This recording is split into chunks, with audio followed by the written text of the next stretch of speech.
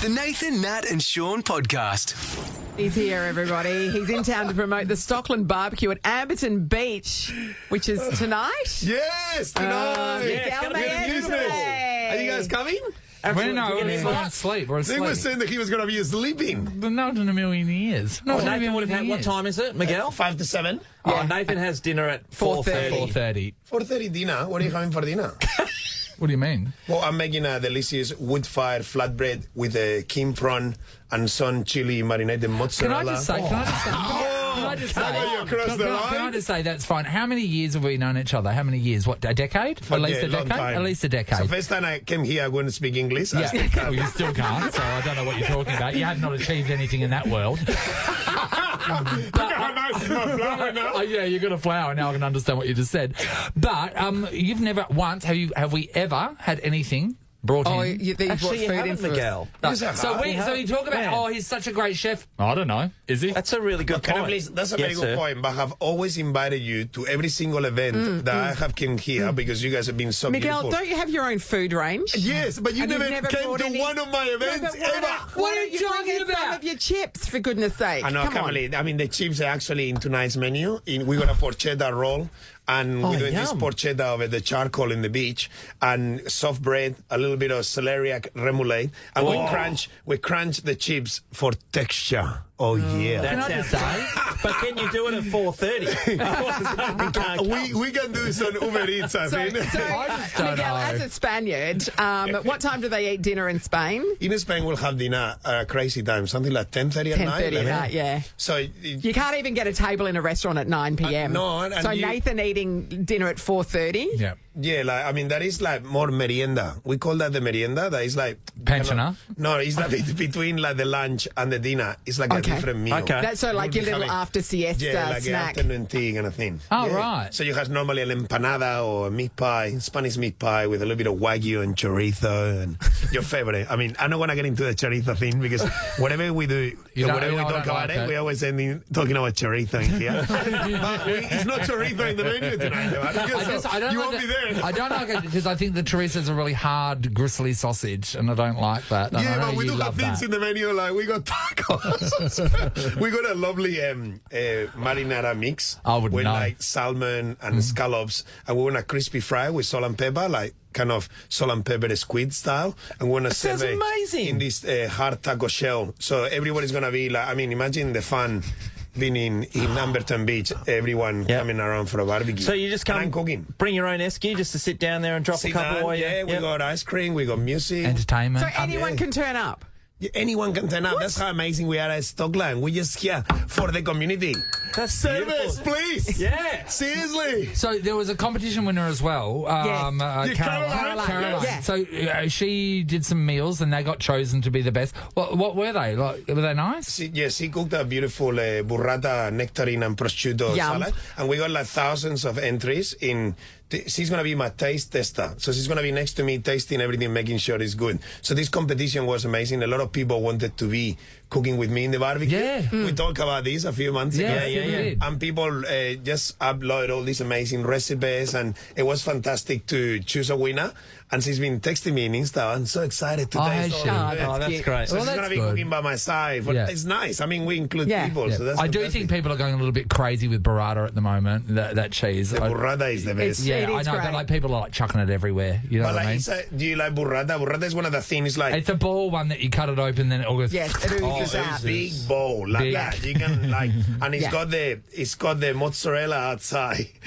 You got And it it's in balls. and Yeah, it's you got got it in balls. and inside it's got that really nice, Yes. like the top of It's the cream, creamy and the yeah. fiore de latte, and it's like. Yes. It's like all the fatty, creamy cheese inside you. It's like that wow moment when you put in a salad and you cut it, and it opens and it's like, oh, It's like that a- was. It's like the Blues. dry ice of cheese. Yeah. It's just so It's like amazing. a chocolate cake, you know that milky Lava. lava Just cake, comes out. but in the cheese version. I mean, you can't go wrong You with can't that. go wrong You with can't that. go wrong with that. You You're can't- right. Miguel, very great that you are here, actually, because my dad has got a new obsession. My dad gets obsessed with things, and at the moment, my dad's new obsession, Sean, he's just discovered it, so no one else knows about it but him. Okay, good. It's miso soup. Miso soup. Miso happy. Yeah, he's so happy. So Dad's discovered it. He's told me all about it, even though I've tried to get him to use it. Is he doing other stuff with the miso paste? Because you can use it as a marinade on meat. This is the thing. Chicken. He has not even gone down the miso paste area. He's nearly worked out that he can buy it for $2 a cup in the sushi shop. And then he tells me, God, you should taste this. Brought something cold the other day because he had some left over and goes, taste it. I said, yeah, I've had it hot. You've talked about this for a while, personally. Because you went through a miso phase as well. Yeah. But Dad's now trying to buy that pre-packeted miso soup from the supermarkets. Right. And I said, you're never going to get it. How does one, it's the most simplest thing, how do we make sushi shop miso soup? Just open the packet. Like What packet? What packet? Is it a white miso? Is it a dark miso? What is it? We are so lucky in Australia. We got the best Asian grocery stores ever. So you can go there and it's like 20 different brands. Each of them will work the same. Dark miso, white miso, they will work the same. And can I tell you, 99% probably of sushi places you go, the miso soup is the same one from the packet too. Yeah. So, I mean, don't get all excited that you're getting a special, some kind of magical potion that is like impossible to do. Yeah. It's just a little bit of chicken stock with dashi. There's dry fish, seaweed, sometimes a little bit of tofu, paste, and a little bit of miso, and you mix it like that, and it's got that crazy, like... umami. Yeah, but you should never cold. No, thank you. And you got to get your dad to start rubbing it in some fish. Because the miso pod at Nobu was amazing. Oh, orgasmic. I was yesterday in Nobu. That was so delicious. That is like the best, one of my top 5 things in the world. Miso does... to the fish and to the protein, something unbelievable. Start to like caramelize it when it's in marinade process. So you put it under the grill, you get a nice big or chunky like salmon or a snapper, or you can afford the toothfish. Toothfish, Toothfish. Oh, that is the like $20 for a nice piece of fish like that. Yeah. But you marinate and you leave it overnight and you put it under the grill. And that is beyond, that is almost borderline orgasmic. That's how good it is. Because it creates that umami flavor. That's like the 6th flavor. It's got the saltiness, the sweetness, everything your mouth wants. You know what my mouth wants. Here we go. Everything your mouth wants. I'm going to say that. I'm not going to deny. I don't think internet anymore. Don't get eye contact. I'm not talking about miso. So does it matter if it's white or dark? That's so bad. Okay, all right. Miguel, I want to ask you. Can I please call a friend? You've taught my mouth well. Miguel, we've also been following your exports. You do stuff. You're here for Stockland, which is going to be great. People can see you. But I wanted to say you've been doing a lot of travelling because you can do stuff for luxury escapes as well. Is it work when you're away on these trips? Because you seem to be having amazing. But sometimes you go, oh no, I actually have to do work. But this is, I mean, that's one of the best questions ever. So, wow, this is a big statement. You know what? Can we tell you? Can we tell you something? Can we tell you something right now? Yes. We all told if we were asked to ask the best question ever, we can finish the show. Thank you. Let's go. So I'm driving. And I'll put in a little bit of retrospective, right? So if you love what you do, you never work one day in your life. So I love what I do very much. Yeah, but it can be a bit of a drag sometimes. I love it. I love chopping onions. I love washing dishes. I love traveling to see new places. You love washing dishes? Yeah, I've been doing it all my life. Washing dishes? Yeah, wash dishes. I start as a kitchen hand. I had the same pleasure, and this is what is crazy. Okay. When I was a dishwasher guy, I was going to say that, but I was thinking in the white miso. So I just marinating, rubbing in the pork chop, and so I'll enjoy as much being a dish pig, you guys call it, that being traveling for luxury escapes, because it's just so easy to be yourself and love what you do. So you do that, you become very good at what you do, because you don't need to be. No one is better than me. Be myself. Yeah, that's true. Well, my job is not washing dishes or being traveling, showing people. My job, if you find all your weaknesses and turn it into advantages and trying to be yourself 1,000%. That's your job. How amazing that is. It is. To be paid to be you. But if you can find, you could be a painter. I mean, you don't have to be traveling or being radio, interviewing the biggest stars. I see. Like you. Right now. Oh, here we are. But like you could be like anything, just mowing the lawn or being a bricklayer. If you love that so much, that's not a work. That's you love it, and you'll do so well. I love your attitude.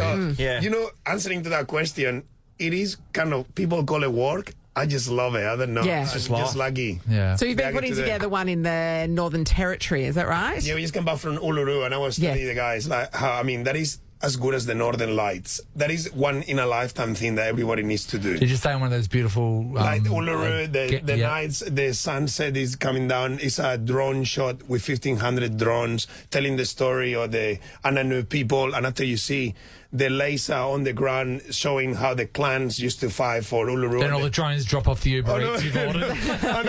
And it's not one person anywhere. It's just such a pure... Yeah. Wow. That is like... That night sky must be amazing. On that, Miguel, how many people would like to travel to the Northern Lights? And Nathan loves the cold, so this would be one of his things as well. But we've got some of the most amazing things in our backyard, but we will travel overseas rather than go and see... They go there, and you're sitting there, and you really feel like that the serenity, you know, like the castle. Yeah. Yeah. How is the serenity? How's the And serenity? then you feel it like that tranquility, spiritual tranquility, you really find it there, and that's amazing. Yeah. Let's talk about Ready, Steady, Cook as well. I mean, What a great interview. We're talking about everything. Mate. Stockland. It is come back. Ready, Steady, Cook. And what the best thing is, we'll circle back to Stockland at the end. So, Ready, Steady, Cook, right? So, it's come back with a bang, and people are absolutely loving it. How is the audience now? I know it's bigger, but what is the age of the audience? Have we gotten a more youthful audience? That's actually, you'll think that normally day TV is very hard to find tickets because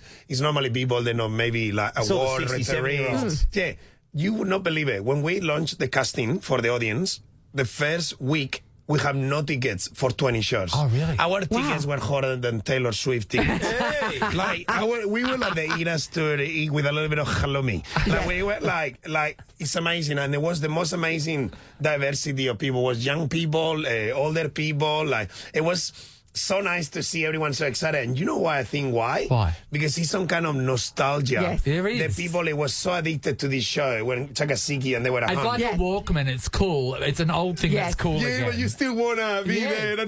And my favorite thing, I mean, we had a little bit a better production. We were a little bit pedestrian in Once Upon a Time. Yeah. Now this is Endemol Shan, all shiny. Yeah. Some Master Chef kitchen. Yeah. The best chefs. Everything works. Like everything works. Food processor, everything is working. I don't know what he said. The food No one does. processor, the No food one does. processor. You know, the food. The food processor. Food processor. You know when you process all the food. Can I just say, if you were I've got a list, but I understood. if you were watching Ready, Steady, Cook, please do yourself a favour, turn on the subtitles. Just a whole lot of question marks. The person they're typing going, I don't know what this is. But you know when people, when I call this question, because it's the real deal, so it's the two of Australia's top chefs, two home cooks, just 20 minutes. Yeah. You get the bag of ingredients that never anyone is seen before. And the chefs get put in the spot. So it's this kind of adrenaline rush. The chefs want to cook nice food. And you don't the look home silly. cook is so excited. Yes. The mom and dad are watching from home, and all the neighbors are watching. And the audience, when you say, who is the winner? Will it be Team Tomato? Will it be Team Capsicum? Everyone. The faces of people are like, He's like they're right into it. He's almost like the crazy feeling Game like show. Elvis Presley concert ladies throwing the undies to the stage. He's It's only a matter of time. And he's like, no tomato, no capsicum. It's this crazy, Brawls are starting out. healthy. But how amazing is a show with no judges? Yeah, that's cool. I love that. And you know what the other thing is? We don't have to hear about their crap story behind their life. Crying. Their struggle. Mate. We get it. Yeah. Oh, my No horse grind, is no, dying. no. Where all of our I'll give you horses are dying. No, I'll give you a 10. That's because we're eating them, Nathan. He's in the horses. Meatballs aren't going to make themselves. Ready, Steady, Cook tonight then? Yeah, tonight? Channel 10? Yes. And if you would like to dine with Miguel tonight, the Stockland Barbecue at Amberton Beach is this evening from 5 p.m. if people want to come down. And come down and see this guy. Yeah, Look at come him. and see Come and us. see his, we've worked it out as a dusky musk No, suit. it's not dusky. Are we wearing something different tonight? Magenta, no, of course. I want my chef jacket. Imagine cooking in the beach. Chef with 50 jacket degrees. and just some cock jocks. Yes. Yes. Hey, The and an beach. apron. And an apron. Taxi. That's it. Thank you, Miguel, as always. It's You a guys are pleasure. great. You guys are great. This is the Nathan, Nat and Shaun podcast. Sometimes when you're surfing the World Wide Web, looking at articles and stuff, you come across a real doozy, and one that you think, you know what, everyone's going to want to hear these stories, and these are the strangest things that men have shoved up their bum. Did they shove it or they accidentally fell on? No, they fell on it. Most of them accidentally fell on it. Most of them accidentally fell on it. It's weird how they just went. Oh, well, it's Straight in there. When you're relaxed, it's clumsiness. Just walking around the world being relaxed. And naked. Let's get into it. One ER physician, is that the word? Physician. The other one. In 2022, reported removing 20 Happy Meal toys from a middle-aged man's anus. I'm going to put it out there, Sean. Yeah. That's too many.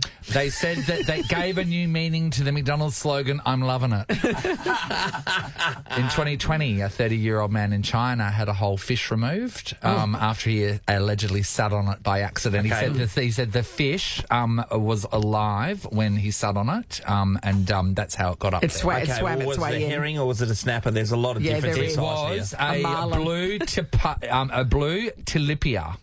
It's about 12 to 16 inches in length. That's too long.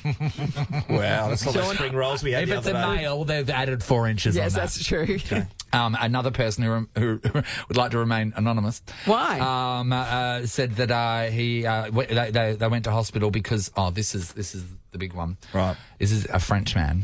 He was 88 and he had an 8-inch First World War era artillery shell in his anus. He said that he slipped on it, slipped on the bomb while he was gardening. Naked. Yep. The entire hospital had to be evacuated because it was still live. It was still live. Did it blow his beret off? This started. The first reported case was in 1919, where a man had a glass tumbler up his bum. That's not the first time it started. That's just the first time they took a record of it. Yes. Yeah. That's not how you drink, by the way. No. It's not. It's not. So about 10% of all cases are things like bottles, jars, and lids. Right. Then you've got 5%, which is drugs. Balls or marbles, right? And then you've got 2.3%, which are writing implements like pens, markers, and crayons. A feather quill? Yeah. So I'll go straight down to the comments, and it is just nurses. And they've all said if you are a nurse or if you are in the medical industry, then you have a story like this. So here we go. I worked with an ex-ER nurse in San Francisco. She said that a guy came in with a can of peas stuck up there. Then a few days later, a different guy came in with a can opener. And all the nurses are joking they should exchange numbers and gotten together. Another a surgical RN says they shove anything up there, including a stick of dynamite. I kid you not. Bad idea. Yep. Okay. As an RN, I have enough stories to fill an entire book. The hardest thing I ever saw general surgeons remove was an arm. It was off a mannequin stolen from a department store. Yeah. That's amazing. Where was the rest of the mannequin? Well, the arms come off now, so you can put the shirts on them. My first and only encounter with this when I was a young nurse's aide, the object the patient used was a Barbie doll in a wedding dress. The shoes were very tricky to remove. And then to finish off, this is quite simple, but, you know, I used to work at a huge hospital in inner Sydney, and one guy had a carrot in there, and the doctor in the ear asked him how, and he said he slipped and fell while he was washing his vegetables in the shower. They must know when the excuse is leaving their mouth. No one believes them. Of course they don't. So it's sitting on end on the floor. You got to commit to it. You always hear stories of people who are working as nurses or doctors. Yes, and look, they see some stuff. Yes, and when come across all stuff. Doesn't have to be bum related. It doesn't have to be bum related. We'd like to speak to you if you've worked in the medical field, right? Yes. And if you have your story, the thing that you saw while you were on shift, or the ward was talking about, that patient that came in and it was shocking for whatever reason it is, doesn't have to be bum related, but we'd love to hear those stories. Kelly, hello. Hello, how you doing? Great, Hi, Cal. Kelly. Okay, you're a nurse? I used to be a midwife. Okay, Fantastic. you've The seen some tales stuff. you must have to tell. What have you got for us, Cal? Well, one day I got to work and there was a billiard ball in a plastic sleeve hanging on the notice board. Yes. And we were all a little bit amused and wondered what was that doing there, and found out that a lady had come in with a billiard board stuck in a place that a ball doesn't normally go. Yes. And apparently she sort of fell back and sat on a pool table. It happens, mate. Whilst naked. Yes. Yes, obviously. And they had to deliver the billiard ball by vacuum extraction. Like a baby. Like the Dyson. Yeah. Like the Dyson. Wow. Yeah. Like hear that thing about the billiard balls? You Do know? you? You know that thing? When the red's blocking the pink, you go the brown? You know that one? Sean, get out. You're in the sin bin. Is that That's too early? disgraceful. Or too late? I think it was just on time. I just love the doctors in there going, okay, pool cue, blue chalk. All right, open her up. Let's go. I love What's the that fact. thing you have to put over when you haven't got the angle right? All you need to do is basically put it on the table. Bridge. You just put it on the table and you just have to brake hard enough to get it out. That's extraordinary, Kelly. Thank you, It's a good Kelly. story to have with you for life. Yes, isn't it, Justin? The fact that it was pinned up on the notice board as a warning to everybody. Thanks, Kelly. Hello, Jody. Hello, Jody. Hello. Hi, Jodes. Hi, Oh, Jodes. hi. Hey, Hi, mate. guys. Good, thank you. All right, so Okay. Jodes, you worked in the medical field or currently do? Kind of bit of both. Okay. But back in the day, about 20 years ago, student, not knowing all too much, had a colleague who was sent down to the lab to pick up a bag of blood, give to a patient. All good and well, and she was told, just make sure and keep it body temperature, keep it nice and warm. Okay. So we didn't come back for a long time. We're like, hello, where is she? So then we were like, oh, something smells weird. So off to the kitchen we tossed. There she is. She cut the bag open, put it in the pot, and she was warming it up. Oh, my God, blood soup. Like soup. Can you use that afterwards now or not? Not really. We weren't sure how she was going to give it to the patient. I certainly wouldn't have been drinking someone else's blood. No. And you're not going to use that. the blood. Not going to use that pot again, are you? I can just see her with a ladle. I know. Oh God. And she's getting As croutons for not ready. using the pot, I don't know about that. You know, when you're short on things, you use what you have. Okay, so you would use it again. I mean, you put it We through are the choosing. dishwasher a couple of Well, times. you would. Oh, Yeah. amazing. I hope she's not still in that is field. hilarious. Thanks, Jody. Lisa's in Byford. Hello. Hello. Hi, Hi, Lisa. So you've worked as a nurse? Yes, still working, on my way to work now. Oh, Okay. that's the spirit. Okay. Tell us the one story for you that is the thing you've seen. I was working in an ED shift just recently, and we had a gentleman come in who was a worker who helped servicemen. Yep. And one gentleman liked it when a vape was inserted backwards into the rectum, and then the other gentleman Good smoker. Would blew the would vape from it. backwards, so the smoke went inside to the rectum. However, when he blew it, he blew it Like a inside reverse in- muffler. Yes. Yes, and they couldn't get it out. So then the doctor asked him, well, when you fart, does it smell like strawberry watermelon? Because that's what flavour was stuck in there. The doctor said that. Oh, wait I there. mean- It's cookies and cream. I know they say vaping's not great for you, but that's taking it to a whole new level. Want to vape again. Yeah. Oh, yeah. my God. Nathan, Nat, and Sean is a Nova podcast. For more great comedy shows like this, head to novapodcasts.com.au. Nova.